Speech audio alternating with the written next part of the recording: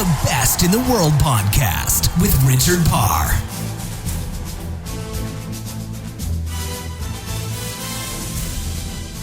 Hello and welcome to The Best in the World with Richard Parr. This week we are on the waters, we're at sea, we are sailing as Rod Stewart would say, and we are talking to the 1992 and 1996 Olympic sailing gold medalist Theresa Zabell.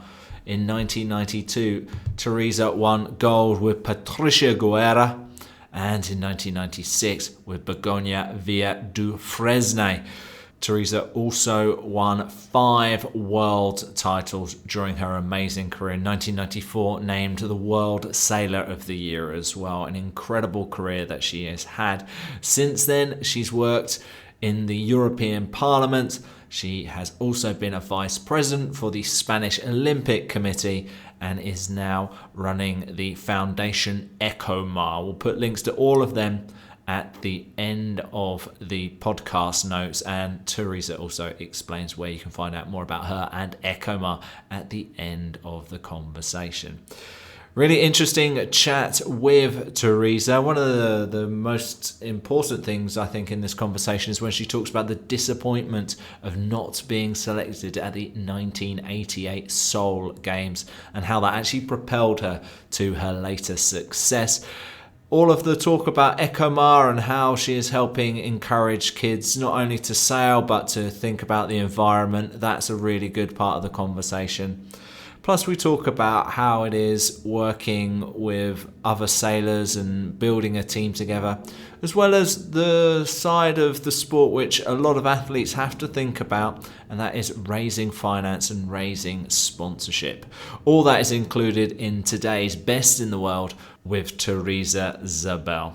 Just before we get to the conversation, I want to remind you we are now part of the Sportacino network. Please like our Facebook page, facebook.com/Sportacino. Also, follow us on Twitter at Sportacino. And of course, all of these podcasts from the Best in the World, plus our episodes for our videocasts, are at sportacino.com. Please go and check that all out. Also, we're on YouTube. Subscribe to the YouTube channel, people. All right, that's enough plugs for the moment, but let's get started with our conversation with the Olympic sailing champion, Theresa Zabell.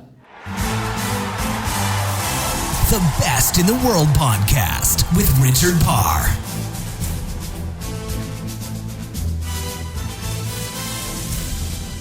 Theresa Zabell, welcome to The Best in the World with Richard Parr, 2-time Olympic champion in sailing, 5-time world champion. So delighted to have you on the programme. Of course, most of that success was back in the 90s. So why don't you just catch up our listeners onto what you're up to right now, Theresa?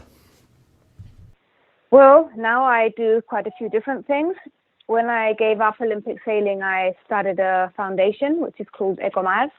And we work especially with children, trying to get them into the world of sailing and also other nautical sports.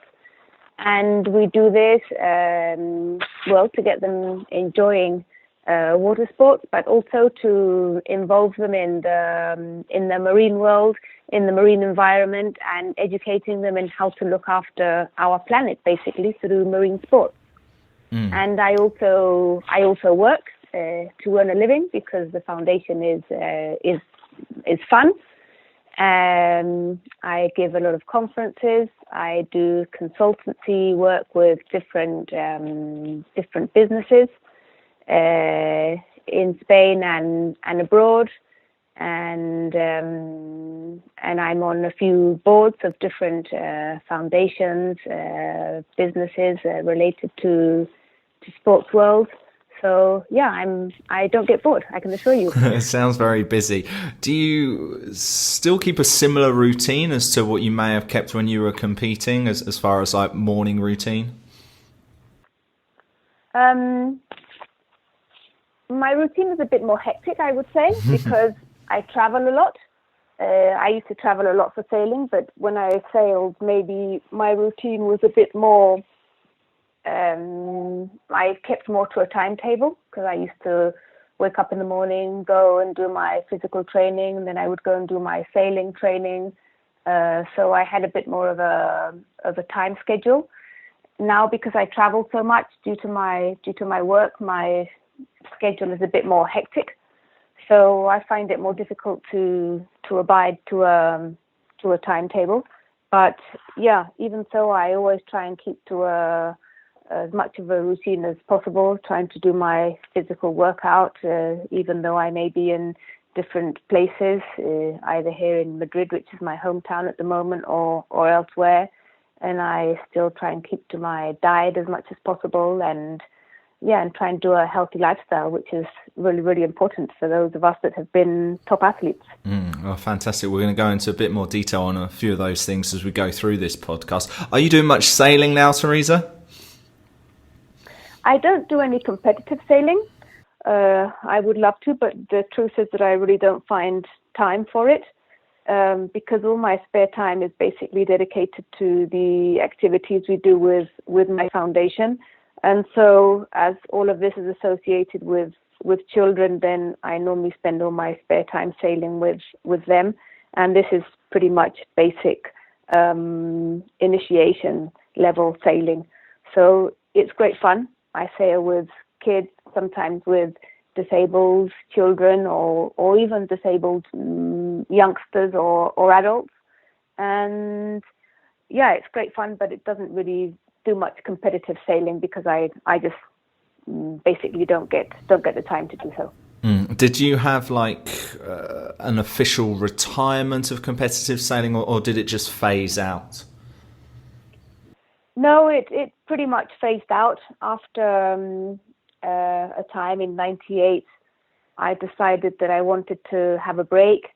I had a daughter. She was 1.5, and I realized that in that year and a half I had gone back to competitive sailing, and I'd hardly sort of seen her in that year and a half. And so I decided that I was going to have a year off and dedicate a year to Olympia and to basically, make the most of her. And so I did that. The truth is that in that year I got involved in other things. It's when I created my foundation, and then I just got so involved in other things that I never really got back into competitive sailing. Had I not taken that year off, I'm sure I would have gone on for longer, but then you just can't look back because things just keep churning. And then when you realize, then it's too late. This is in '98, and then in '99, I went into the European Parliament to start working for sports from another aspect. Sports just went into the European institutions then, and there was a lot to be done to get sport into the European Treaty. And I was asked to go and develop a role there, which I did for 5 years. And then things basically took on from there. So by the time I'd done that, it was difficult to go back into developing again a sporting career in the Olympic world. That's really interesting because it's lovely that it's all kind of evolved for you. While there's some athletes who they win a gold medal and they retire, and then they're almost like, what should I do next? How do I cope? So it's nice that you've been able to kind of organically move to these different jobs and passions and everything like that. When did you said the foundation started after you kind of took that year off? When did the idea of the foundation come about, and was there a specific thing in your competing that happened which made you think, not only I want to teach kids, but I want to help teach them about the environment as well? This is an idea that was bubbling up, I wouldn't say all the way along my sporting career, but maybe in the sort of second half or in the last years of my sporting career. And it was sort of two things that came up at the same time. One of the issues was that Spain is such a wonderful country to sail in, and in reality, not that many people sail. You go to other countries, France, UK, not to say Australia or New Zealand, and so many people sail. And then you come to Spain, and we have such a wonderful coastline, such incredible weather, and people don't sail. And it's a cultural issue, basically. They just don't think of sailing as one of their sporting options. So it was a way of sort of saying we have to try and get children involved in sailing. We have to try and get sailing involved in schools and let them know that sailing is another option that they can take into consideration when they're looking at sports that they might want to get involved in. So that was one of the issues that I wanted to tackle. And then the other issue was the environmental issue that, a few years ago, we didn't used to recycle. The sea just used to be like a great big garbage patch that we used to just sort of let everything dive into without really worrying about it. And so it was like sort of saying, let's start educating people that the sea is something that we'd really have to start looking after, because if not, it's going to be a big issue in the future. So bringing these two things together is basically what Ecomar, which is how my foundation is called, really deals with. Fantastic. 20 years nearly since you began Ecomar. Mm-hmm. Have you seen the culture change much in Spain, with people getting more interested in sailing? Not necessarily because of Ecomar, but just in general. Has that culture adapted at all, do you think?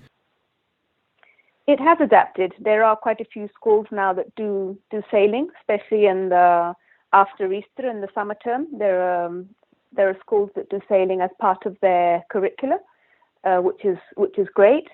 And there are quite a few children from maybe the sort of lower social classes that now think of sailing as one of their sporting options, which before wouldn't have happened. We're reaching 15,000 children every year, which is quite a significant number. And if you think that we've been going on now for 18 years, this is our 19th year of activity, well, it adds up. We would love to reach more, but obviously, you need quite a large budget to reach more. So we reach children through quite a few schools and through quite a few, other channels as well. Obviously more can be done, but everything adds up, and we're very happy and very proud to be one of the associations that does add up to this. And we know that we've inspired many others also to follow in our footsteps. So, if anyone else can add up and do other things, then it's great. And we have seen mentalities change and people change in their attitudes. Recycling, for example, has changed massively in the last years. When we started doing our recycling workshops, I remember that basically the children had no idea what all this was about. And now the children really know. Lots of times you sit down and start talking recycling with them, and they start teaching you lots of times in things that they're doing at home. And this is fantastic. And we love doing a coastal cleanup with children, and children have great fun going and cleaning the coastline with us. And we do lots of these activities every year, and this is becoming really massive. And so this is really good that all the children want to do this, and that lots of the sailing clubs, for example, that we work with are implementing this every year with all the people that do activities with them. The Best in the World podcast with Richard Parr.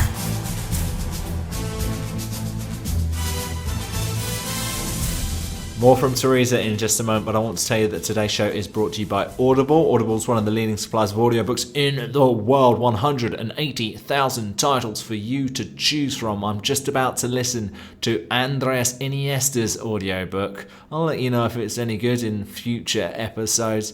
I'm really looking forward to it. One of the greatest players in football history, of course, guided Spain to victory at the 2010 World Cup, as well as European Championships in 2008 and 2012. Also won many titles for Barcelona. I'm really interested to hear his thoughts on football and more about his career and life in general using Audible. And you know what? You could download that book for free. All you've got to do is go to audibletrial.com/best.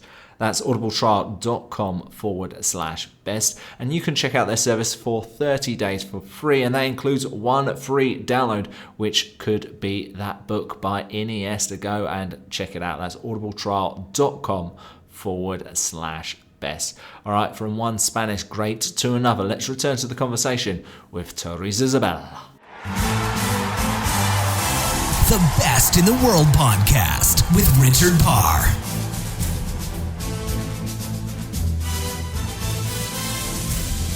Let's talk a little bit about your childhood. From what I've seen, you were born in Ipswich but moved to Spain at a pretty early age. When did you first get started in sailing yourself, Theresa? Well, I'd sailed a little bit when I was a kid, but I didn't really actually get involved in sailing, sort of going to do it periodically until I was 14. There wasn't really a sailing club in the little village where I grew up that I could go and do it periodically until that age. So although I had sailed a little bit before that, it was really, really very insignificant. So I actually started sailing, sort of going every weekend when I was 14. And when did you realise that this is something you were good at and that you wanted to kind of take to the next level, rather than just, I'm having a bit of fun, that you realised, okay, I could be going for world titles, Olympic titles now? Well, when I started sailing, it was, in 6 months, I realised that was going to be a sport that I really wanted to develop. Oh, wow. I wouldn't say professionally, but yes, that I really wanted to dedicate a lot of time to, because I just fell in love with it. So I really started doing it at I wouldn't say at a high level, but yes, dedicating a lot of time to it. All my weekends I was down at the sailing club and I was sailing all the time, not during the week because I was obviously at school and I didn't have time to do so. But summertime I just spent all day long there. I started not wanting to go away during the summer because I just wanted to sail. And then I started competing heavily and I started doing really well. Unfortunately, women's sailing wasn't included in the Olympic program at that time. So although I always had the dream of wanting to go into the Olympic Games, it was a sort of a dream that I didn't know how it was going to come true. But it was a dream that was always at the back of my mind. So it was one of these dreams that you think, I want it to come true, but I don't know how it's going to be possible. And then one day it did. Yeah, what year was it?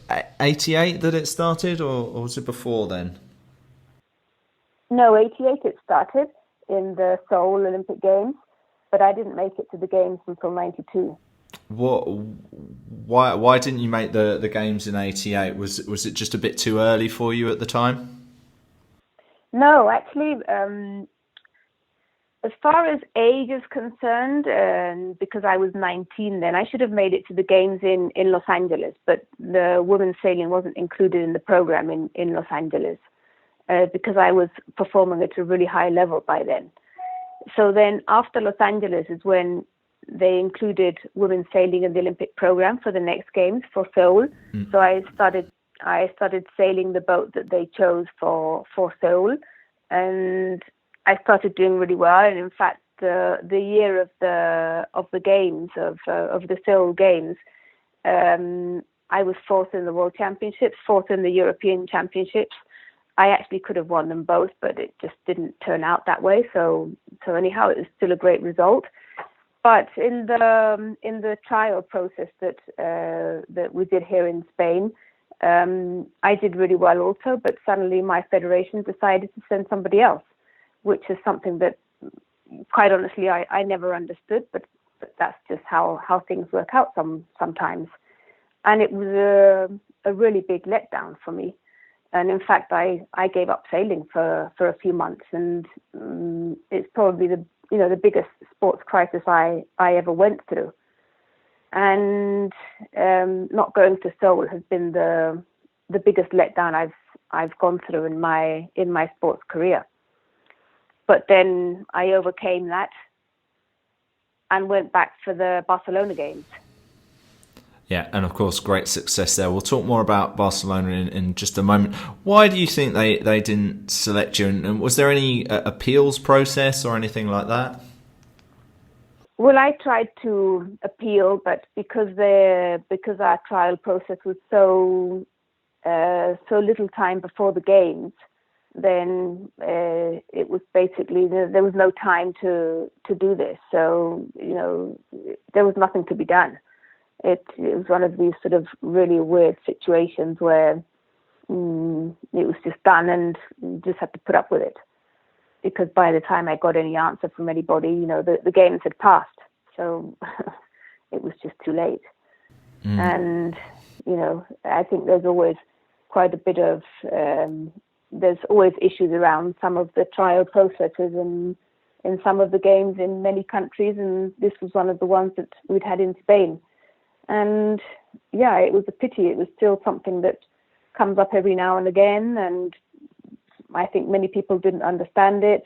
But anyhow, these things that happen. And looking back on it now, after many, many years, well, I think it's something that, although it was very unfair and I still don't understand why it happened, I do think it made me stronger for the rest of my sports career, and that helped me probably to become the athlete that I came after that, and helped me to win everything I won, in the future.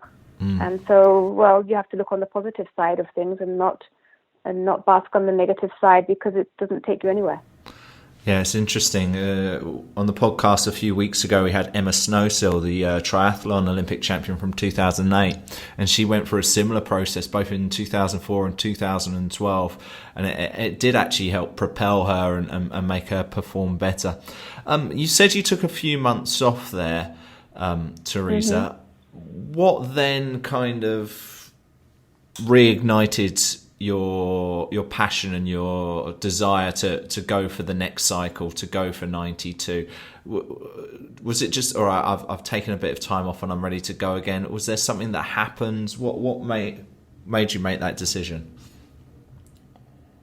Well, at the beginning, you sort of think, oh, it's really not worth it. It's such a big letdown. I'm not prepared for this. You feel really annoyed. So you just think, I'm giving it all up. But then, you calm down and you think, you look at it in a more analytical way. And then you think, well, the next games are in Barcelona. It's only 4 years' time, or 3 years and 10 months or 8 months or whatever's left. And you think, well, it's an opportunity that, I've been preparing for this for years. It's always been my dream to go to the games, especially in my case that the games were going to be in my country, which is a great opportunity that not that many athletes have. And so you think, well, let's not let one of these stupid decisions get in the way of blocking my personal dream. And so you think, okay, let's just set it all aside and go for it again. And then I think, you just come to terms with whatever happened. You think, okay, let's push it aside and let's go for it, because in the end, you have to admit that what's in front of you is a wonderful opportunity that's not going to come back. So you don't want to let it escape. And of course, 92, you win the gold medal. You mentioned being at a home Olympics there. Does that make a difference in your performance in any way, do you think? Well, being at a home Olympics is, it's a double way of looking at it. In one way, you're at home, so it is the sort of way of thinking, okay, you've got the home crowd, which in sailing probably doesn't, you don't really feel it that much because you're out in the middle of the water, so it's not like being in the athletic stadium. But you do feel that you have the pressure on the other hand, because everybody's expecting you to win. And especially because we'd had such an incredible run up to the games. The year before the games, we arrived at the games being national champions, European champions, and world champions. So when we got to the games, and especially this is very much so in the Spanish media, they sort of made their lists of, we're definitely going to win these medals. We possibly might win these other medals, and we have, a remote possibility of winning these other medals. And so they had like these three categories, and we were in this category of, oh, we're definitely going to win this medal, which is extremely uncomfortable, to be honest, because if you don't win, it seems like you've let everybody down. And if you do win, well, you've just done what everybody expected you to do. And we started in Barcelona with a terrible result the first day, because we had a disqualification for an over the line, which, to be honest, wasn't even ours. It was Estonia that was over the line, but they wrote it down as ESP for Spain instead of EST for Estonia, and we never got that sorted out. So we had to go forward with that, and which is incredibly difficult. But in the end, we managed to pull it off. And this was an incredible burden and very, very difficult to go forward with that. But anyhow, the pressure on us was immense. But we managed, which is the great thing. However, having said that, if somebody had come up to us the first day after that awful first day and said, we'll offer you a medal and it can be bronze, we would have signed. Oh, well, I'm glad you didn't. Yeah, so am I. Talking about pressure there, were there any methods, was there anything you would do to counter the pressure? Would there be any kind of meditation? Would there be cutting yourself off from the world? Like, what was there anything you would specifically do? Well, this was 25 years ago. This year it's going to be Barcelona's 25th anniversary, and things were quite different then to what they are now. I mean, now all the athletes are sort of really connected to the world with WhatsApp, Instagram, Twitter, and all these things that they have a lot of these kind of pressures that obviously then we didn't have any of all these things because that didn't exist. We didn't even have mobile phones. So it was very different in that kind of aspect. And everything was a lot simpler in the way that, okay, we had a great team, we had a great coach, but we didn't have a psychologist in the team, or we didn't have a massagist, or we didn't have any of these things, because even though we had everything that we thought we needed, we didn't have a budget for any of these things that I just mentioned. And it's not that the Spanish had a bad team, it's just that I think every team was basically like we were. And now you see the teams, and I've been going to the last games because in between other things, I've been vice president of the Spanish Olympic Committee for 8 years, and it's been one of my responsibilities. And things have progressed a lot in that sense. So they do have all these tools that they can use in their advantage that 25 years ago we didn't used to have. We had a great chief of the Spanish Olympic sailing team who was a great guy. He was a doctor, and he dedicated a lot of his time to us. And so when any of us had a problem, he would just sort of take us aside and talk to us. And but he was a professional doctor, not anything else. And we used to help each other out a lot. When one had a problem, we'd always go and try and help them out. But it was, and I think all of the teams worked pretty much like this. It was a different era. You had two different partners at the Olympics, Patricia and Begoña in '96. What was your relationship like with them? Were you closer to either of them, and did you need to be close for you both to be successful, both pairs to be successful? Yeah, I had a great friendship with both of them. It was quite a difficult relationship, quite a different relationship, to be honest, because with Patricia, when we started preparing for the Barcelona games, we started from a very similar level. Patricia and I were both the same age, and we started this project together. And then I would say that we grew up in this in this project together, and we developed it together. And so it was really quite fun, and we became very good friends. We didn't know each other that well when we started off, but we really became very good friends in the whole get together towards Barcelona. Then Patricia decided after Barcelona that she was moving out of Spain for personal reasons, and that she wasn't going to continue another 4 years until the Atlanta Games. So as I wanted to continue and prepare the Atlanta Games, I had to find somebody else. And finding somebody else at that level in Spain was just impossible because it didn't exist. So I was lucky to find Begoña, who was not at our level. Obviously, she hadn't gone to the games, but she was a great asset to the team. I had to dedicate quite a lot of time to be able to bring her up to the Olympic standard. But the effort that Begoña put into the team was massive. So it was really great to have her in there, and we became very good friends also. And this is great because you don't always become good friends with the person you're sailing with. And it's really great if you do, because you spend so much time together, traveling around and being on the circuit and living in the apartment and traveling by car. And so it makes it so much easier if you do get on with the person that you're sailing with. So that's really great. And both of them are really great people. So that makes it so much easier. Wonderful, getting to enjoy your success with people you enjoy their time with. That's superb. I know we're running out of time. I just want to get a couple more questions in. You subsequently started your own private team and kind of had to find sponsors for that. Of course, in various different sports, that can be a very difficult thing for athletes to go about. How did you find that? And was there a process you went that you did to try and get sponsors?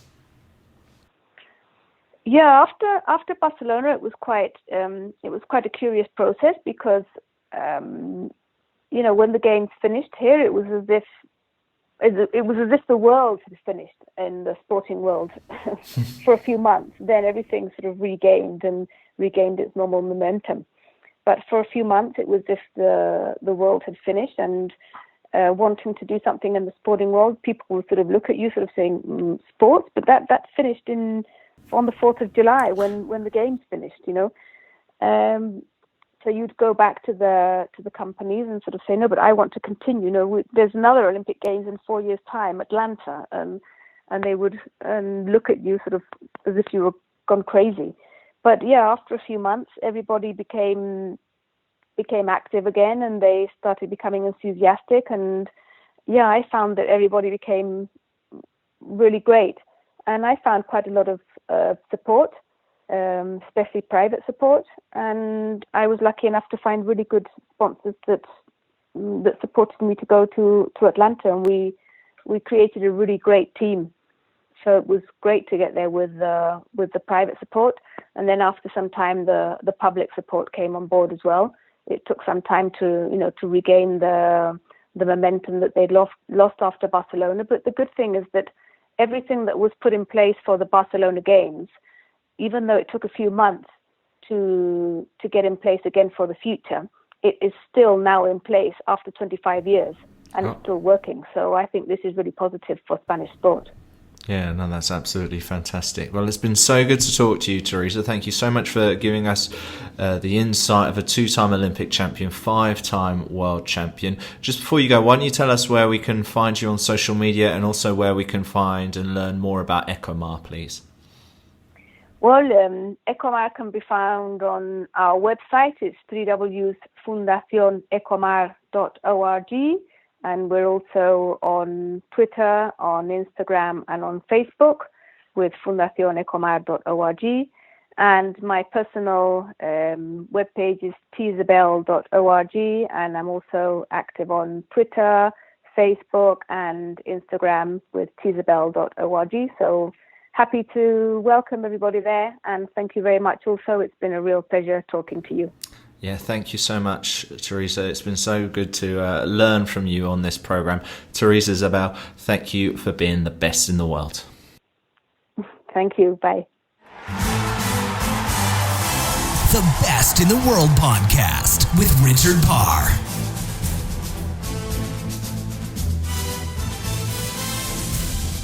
Thanks again to Theresa Zabell for being on this week's Best in the World with Richard Parr. Theresa's not the first sailor we've had on the programme before. Maybe you want to go back and listen to our conversation with Anna Tunnicliffe, who won a gold medal in the 2008 Olympics and is now a CrossFit competitor.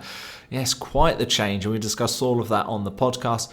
Plus, one of our earliest interviews was with Ian Williams, the World Match Racing Tour champion. He has been on the program as well. Lots of interesting information from him. Go back and listen to both of those episodes, plus much more on iTunes, and you can do that by subscribing to our channel on iTunes. Also, please give us a rating and review. It really helps our show. And we've got all kinds of different guests that you can go back to listen to. If you like track and field, you might want to listen to the reigning shot put champion Michelle Carter. She was on the program only a few weeks ago. Maybe you want to listen to the relay champion Darren Campbell. If you're into boxing, maybe you want to listen to Lee Selby. He's been on the program. We've had so many great guests on The Best in the World with Richard Parr, and I would love it if you'd go back and listen to them and learn from these amazing champions. All right, that's it for this week. I'll be back with you with another Olympic champion, world record holder, or a world number one next week on The Best in the World with Richard Parr. Goodbye. The Best in the World podcast with Richard Parr.